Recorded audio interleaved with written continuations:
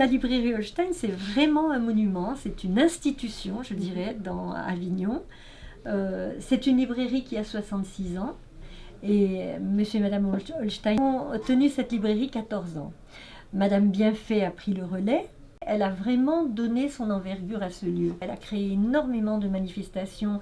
Elle a rempli les hémicycles des universités avec les auteurs qu'elle faisait venir, des gens vraiment très très connus de l'époque. C'est d'ailleurs ce que j'aimerais faire aujourd'hui, que j'ai entamé déjà depuis 2014, en faisant venir des gens comme Ilios Kotsou, Janssen, au Palais des Papes. Là, la prochaine personne que l'on reçoit, c'est Jacques Martel, qui a fait le grand dictionnaire des malaises et des maladies. Mon but serait de faire venir chaque mois un auteur. Dernièrement, vous avez Mathieu Ricard qui est venu sur Avignon, au Palais des Papes. Son attaché de presse m'avait déjà donné son accord pour qu'il vienne ici. Je n'ai pas pu avoir les livres pour qu'il soit là. C'est quand même idiot.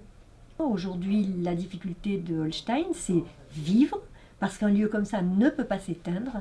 C'est quelque chose qui fait partie du paysage avignonnais, qui fait partie de la culture avignonnaise. Son créneau, c'est le mieux-être, la spiritualité. Ça a toujours été. J'ai grandi dans ce milieu. Donc, c'est quelque chose de naturel et psychologue d'origine, j'ai envie de dire. Je suis vraiment à l'aise dans les échanges et dans le partage, si vous voulez.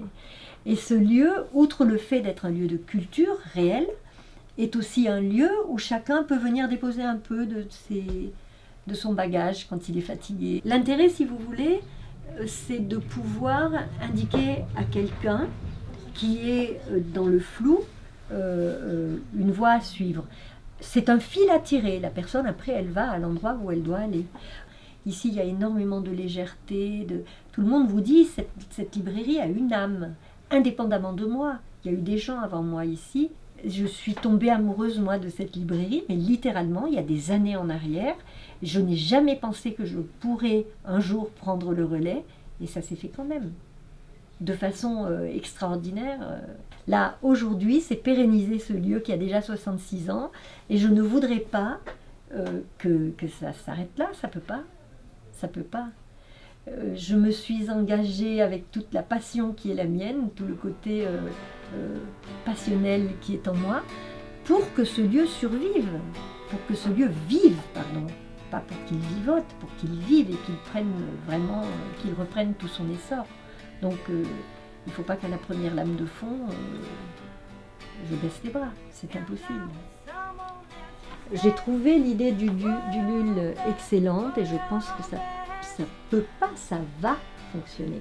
Parce qu'il n'est pas, il n'est pas question qu'il en soit autrement. Et puis, les clients m'en voudraient. Et même si c'est 5 €, si tous les gars du monde et toutes les filles du monde veulent se donner la main, et ben tout est possible. Alors d'avance, merci infiniment. Et vraiment, vraiment, je vous adresse toute ma gratitude.